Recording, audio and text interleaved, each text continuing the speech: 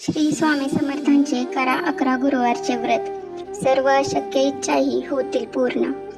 प्रत्येकाच्या जीवनामध्ये काही ना काही अडीअडचणी या येतच असतात आणि आपण शास्त्रामध्ये दिले गेलेले उपाय देखील करीत असतो. परंतु काही वेळेस त्या उपायांचा आपल्याला फरक जाणवत नाही, म्हणजेच त्या अडचणी आपल्या कमी होत नाहीत. तसेच सतत काही ना काही संकटे, समस्या या उभ्या राहतात. तसेच आपल्या मनातील इच्छा देखील काही अपूर्ण असेल तर पूर्ण व्हावी असे आपल्याला मनोमन वाटत असते. तर आज मी तुम्हाला स्वामी समर्थांचे 11 गुरुवारचे व्रत सांगणार आहे. हे 11 गुरुवारचे व्रत जर तुम्ही अगदी मनोभावे श्रद्धेने स्वामी समर्थांवर विश्वास ठेवून केले तर यामुळे तुमच्या मनातील इच्छा असतील त्या सर्व इच्छा नक्कीच पूर्ण होतील.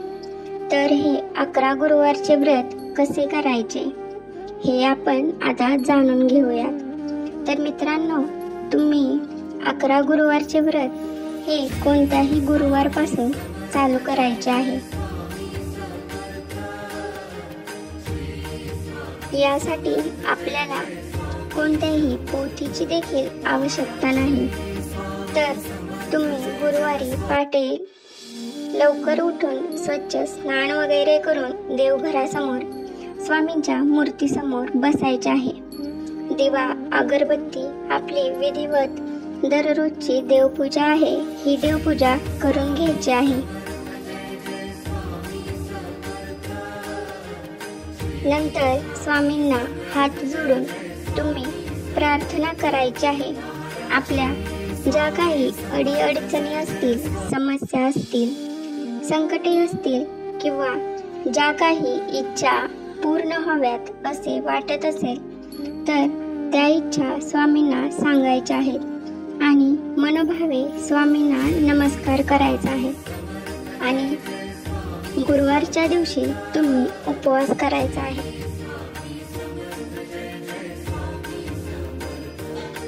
म्हणजेच या उपवासामध्ये तुम्ही फक्त फळे खाऊ शकता किंवा तुम्ही मीठ सेवन करायचे नाही आणि तुम्ही गुरुवारचा उपवास करायचा आहे. आणि संध्याकाळच्या वेळेस दिवा अगरबत्ती करून झाल्यानंतर तुम्हाला श्री स्वामी समर्थ, श्री स्वामी समर्थ या मंत्राचा 11 माळी जप करायचा आहे.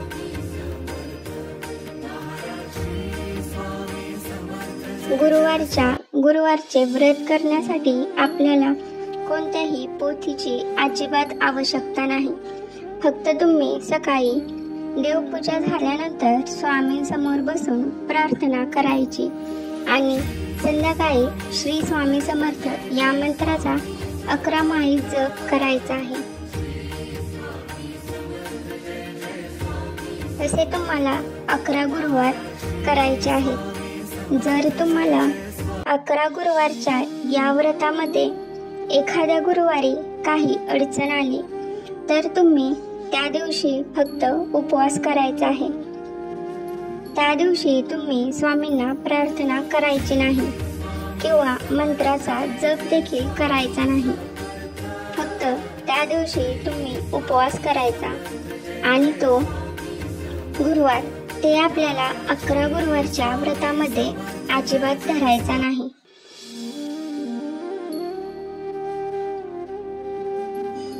तो गुरुवार सोडून द्यायचा आणि दुसऱ्या गुरुवारपासून परत तुम्ही आपले हे व्रत चालू ठेवू शकता.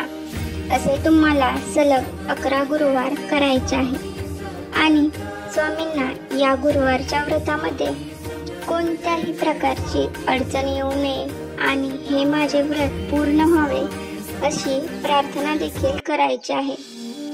जर तुम्ही हे 11 गुरुवारचे व्रत अगदी मनोभावे केले तर यामुळे तुमच्या ज्या काही मनातील इच्छा असतील, अडचणी असतील, समस्या असतील या स्वामी महाराज नक्कीच दूर करतील.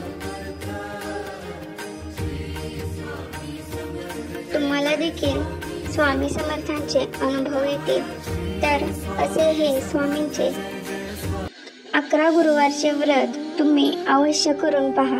तुमच्या जीवनातून सर्व अडचणी दूर होतील आणि इच्छा देखील स्वामी महाराज पूर्ण करतील. धन्यवाद.